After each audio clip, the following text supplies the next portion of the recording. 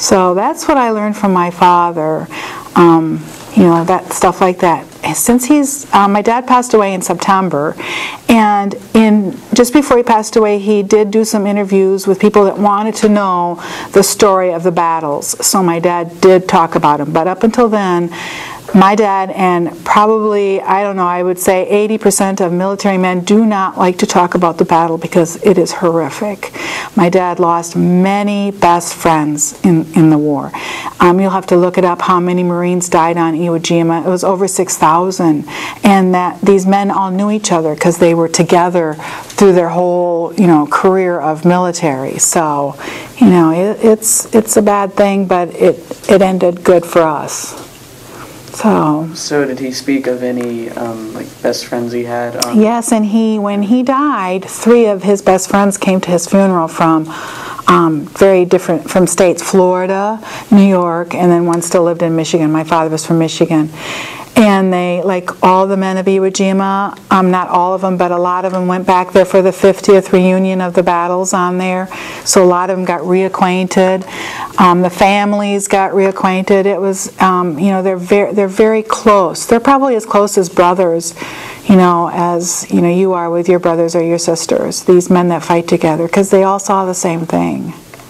So did he play any other sports or do any fun activities besides baseball? You know, my dad was the best guy on the sideline rooting you on. He was the one out in the audience being very proud of his kids and anybody that were friends of his kids who were musically talented and stuff like that. So he was more like a cheerleader than an actual sports person. But I did learn how to hit a ball and play football and stuff from my father.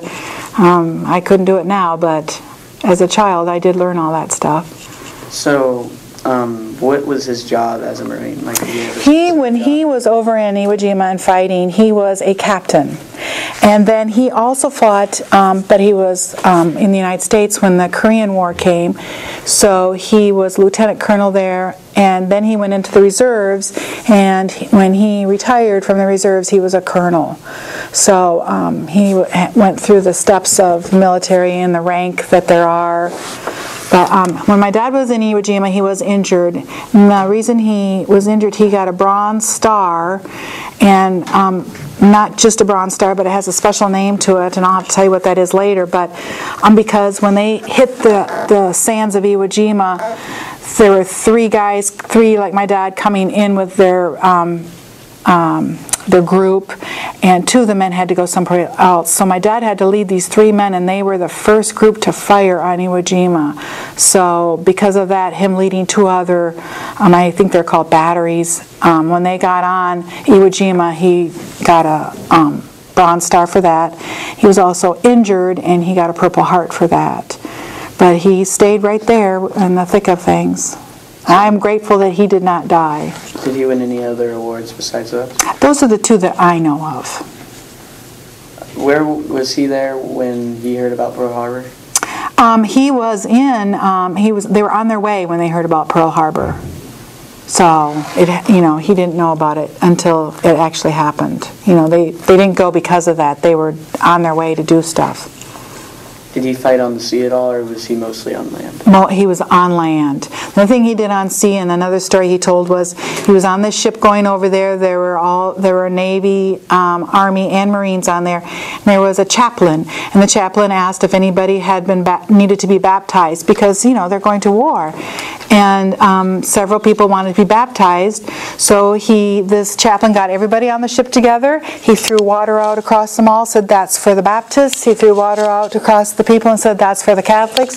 He threw water out across, for the Protestants. And so my father was baptized 4 times before he hit Iwo Jima on the ship. So those are the stories my dad told us. So did he meet your mother before the war? Or? No, he met my mother after the war. He was a college graduate, and when he started his job, that's when he met my mother. Was he allowed to mail lots of things back Yes, and forth? there are lots of letters that we now have that he and his family corresponded with him. They were much better about writing letters than even my generation is. Oops, sorry. And I didn't mean to hit the mic. And they were much better about writing letters, and so they did. They corresponded a lot.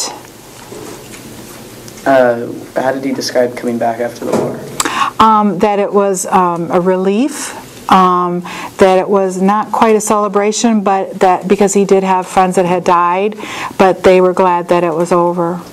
And it was all, I do know he said it was all worth it.